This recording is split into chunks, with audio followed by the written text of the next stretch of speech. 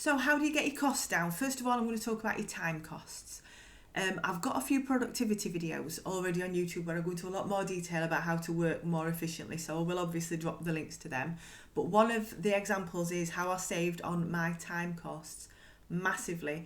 I managed to maintain my brownie prices when the cost of butter and eggs skyrocketed by doubling my batch size. And I started baking them in 12-inch square cake tins instead of using the foil trays.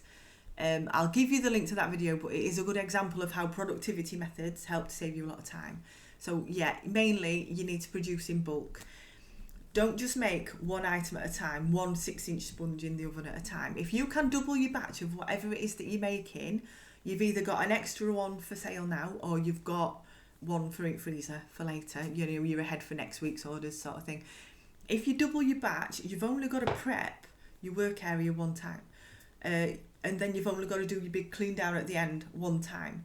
So it doesn't take much more time to double a recipe. You're also saving your electric and your cleaning products. All these little bits add up. So even if you've only got time to produce just a little bit more of what you're making, that's all time safe at near future, and it's all just a bit more cost effective. If you're producing your cupcake orders, as an example, if you can do an extra couple of dozen, they're going to sell. If you've batch prepped your toppers and you've built your boxes in advance, it's hardly any more work like on the day of assembling them all to make a decent amount more money. If you're making fondant butterflies or sugar roses, just make a few extra and just store them properly, because that feeling when your cake just needs a bit of something else and you've got something already made, it just ups your game a little bit, and it ain't cost you any more time barely. You can save time on your social media marketing by using Meta Business Suite. You can schedule all your posts either for a week or for an entire month in one big job. You're in the zone, you'll get it done quicker. Do it when you're quiet, and then you haven't got to remember to keep posting when you're busy, right? When it comes to quoting, this can obviously take up a lot of time, and it's especially disappointing if the quotes don't come to anything. But if you set up an auto reply in your messenger or your emails, or even if you've just got a copy and paste note on your phone that you can quickly reply to them, that's going to save you loads of time to and fro. And don't spend hours stuck to your phone waiting for all separate answers to 20 questions you need to ask them. Give them a list of what they need. Make it clear that you need every answer, because every answer affects what the price is going to be.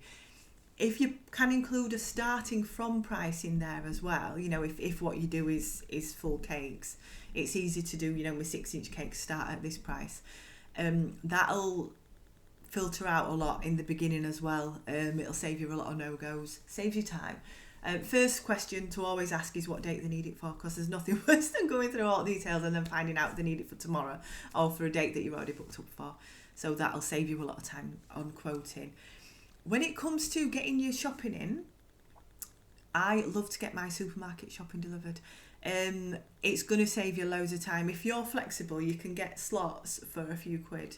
It's well worth it to me paying somebody £4 to pick and deliver 300 quid's worth of shopping to my front door. Imagine all that time that you've saved. When it comes to your paperwork, your food safety paperwork, have it, your weekly, your current weekly sheet on a clipboard on your kitchen wall, and then it ain't going to be a separate job digging it out. It saves you time, and also it keeps it there, so it makes sure helps you to keep on top of it. Do it as part of your clean down routine, and it just everything clicks into place.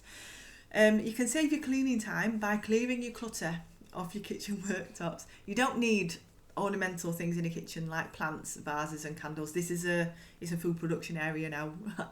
I know. But like your tea, coffee, sugar pots, they could go in cupboard above your kettle. Unless you use your toaster every day, that can go away in a cupboard. Get rid of Venetian blinds. Oh, I hate mine. They're no good in a working kitchen. They take so much time to clean. Obviously, these are just suggestions, so do what works for you. By all means, come up with your own and tell us all about it, because all these little bits of time will add up. You can make massive time savings, which means that you can quote lower, which means getting more orders and earning more money for the hours that you work as well.